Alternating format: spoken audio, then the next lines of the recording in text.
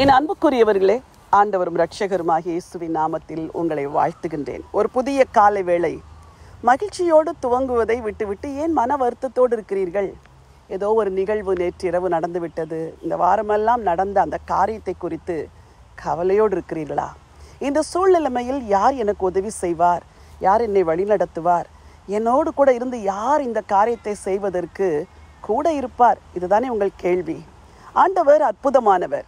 அவர் தன்னுடைய ஜனத்திற்கு உதவி செய்கிறவர்.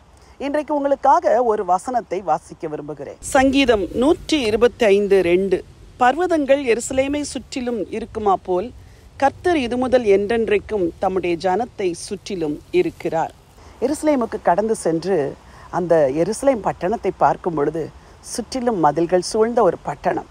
அந்த ஜனத்திற்கு பாதுகாப்பே அந்த மதில்கள். ஆனால் உங்களுக்கு ஆண்டவர் அரணாயிருந்து உங்களை சுற்றிலும் இருந்து உங்களை பாதுகாப்பாராம். நீங்கள் நின்றாலும் நடந்தாலும் அமர்ந்தாலும் எழுந்திருந்தாலும் இந்த ஆண்டவர் உங்களோட கூட இருக்கிறார். வேதத்தில் சொல்லியிருக்கிறார் அல்லவா, நான் உன்னை விட்டு விலகுவதும் இல்லை, உன்னை கைவிடுவதும் இல்லை என்று.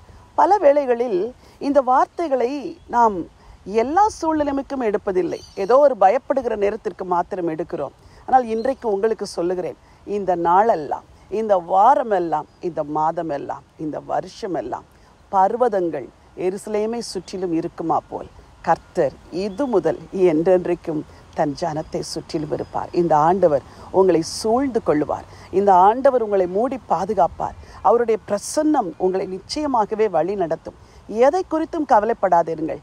தனிமையை உணரும் பொழுது, ஆண்டவரே என்னோடு கூட இருக்கிறீர், நான் தனிமையில் இல்லை என்று சொல்லுங்கள். வியாதியின் வேதனை வழியாய் செல்லும் பொழுது, ஆண்டவரே நீர்தானே என் பரிகாரி, என் வேதனையை எடுத்து போடும், நான் யாரிடத்திலும் போய் என் கஷ்டங்களை சொல்ல முடியாது என்று உங்கள் வேதனையை ஆண்டவரிடத்தில் சொல்லுங்கள். உங்கள் பலவீனமான நேரங்களில், நீங்கள் பயப்படுகிற சூழ்நிலைகளில், சவால்களை சந்திக்கும்படி நீங்கள் எதிர்நோக்கி இருக்கிற சூழ்நிலைமையில், பர்வதங்கள் எருசலேமை சுற்றி இருக்குமா போல் என்னை சுற்றிலும் இருக்கிறேன் என்று சொன்னீரே, என்னை காத்துக்கொள்ளும், என்னை வழி நடத்தும் என்று சொல்லுங்கள்.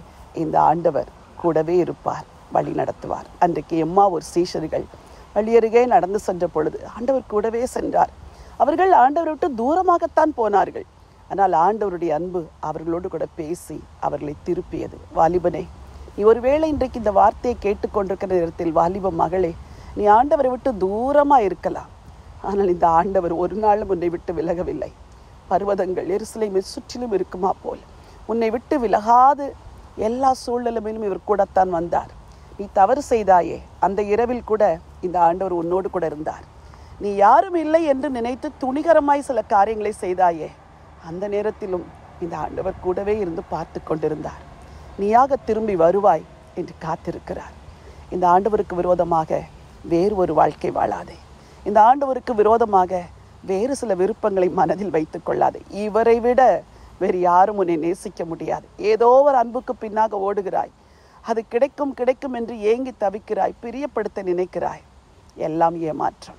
இன்றைக்கு உனக்கு சொல்லுகிறேன், பர்வதங்கள் எருசலேமை சுற்றிலும் இருக்குமா போல் இந்த அன்புள்ள ஆண்டவர் உன்னை சுற்றி சுற்றி வருகிறார். அவரை பற்றிக்கொள். அவருடைய அன்புதான் நிரந்தரமான அன்பு. உனக்காக நான் ஜெபம் செய்ய விரும்புகிறேன். பரலோகத்தின் தேவனே, நல்ல ஆண்டவரே, உம்முடைய ஜனத்தை சூழ்ந்திருக்கிற தேவனப்பா, நாங்கள் நடந்தாலும் அமர்ந்தாலும் படுத்திருந்தாலும் நீர் என்னை சூழ்ந்திருக்கிறீர் என்று உம்முடைய பிள்ளைகள் எழுதி வைத்த வார்த்தையின்படி உங்கள் பிள்ளைகளோடு நீங்கள் நடந்தாலும் அமர்ந்திருந்தாலும் படுத்திருந்தாலும் எதை செய்தாலும் சூழ்ந்திருக்கிறீர். உங்கள் பார்வைக்கு மறைவாய் நாங்கள் எங்கேயும் போக முடியாதப்பா. தனிமையில் தவிக்கிறவர்கள், துணையின்றி வாடுகிறவர்கள், எனக்கு உதவி செய்ய யாருமில்லை என்று சொல்லுகிறவர்களுக்கு நீர் சூழ நின்று அவர்களை மூடி மறைத்துக் கொள்வீராக. பலவீனத்தில் விழுந்து போய் பாவத்தில் சிக்கி கிடந்து ஏதோ காரியங்களுக்கு அடிமைப்பட்டு கிடக்கிற வாலிப பிள்ளைகளுக்காக நான் ஜெபம் பண்ணுகிறேன். உங்கள் அன்பு அவர்களை சுற்றி வருகிறது என்பதை மாத்திரம் புரிந்து கொள்ளக்கூடிய ஒரு இருதயத்தை தாங்கப்பா. அந்த இருதயங்களில் தேவன் இடைப்பட வேண்டும் என்று சொல்லி ஜெபிக்கிறேன். உலகத்தின் ஆசைகள், உலகத்தின் விருப்பங்கள், அடிக்கடி விழுந்து போகிற அந்த காரியங்களில் நம்முடைய பிள்ளைகளை இன்றைக்கு விடுதலை செய்யும்படியா ஜெபிக்கிறேன். இயேசு கிறிஸ்துவின் நாமத்தினாலே உம்முடைய பிரசன்னம் உம்முடைய பிள்ளைகளை விடுதலை செய்யட்டும்பா.